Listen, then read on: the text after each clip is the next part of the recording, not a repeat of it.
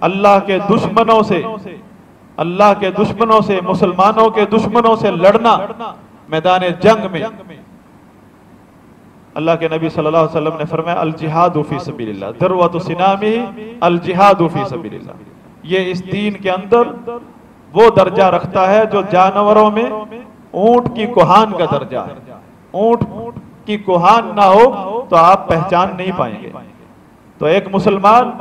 من مات ولم یغزو ولم یحدث به نفسه مات على شعبۃ من النفاق، اللہ کے نبی صلی اللہ علیہ وسلم نے فرمایا کوئی بھی بندہ اس حالت میں مر گیا، نہ تو اس نے کبھی جنگ لڑی اور نہ کبھی جنگ کا جذبہ رکھا، اللہ کے دشمنوں سے منافقت کے ایک شعبے پر اس کی موت ہوئی ہے۔ اللہ کے دشمنوں سے لڑنے کا جذبہ ایمان کا حصہ ہے۔ ایک آدمی کی دینداری ہے،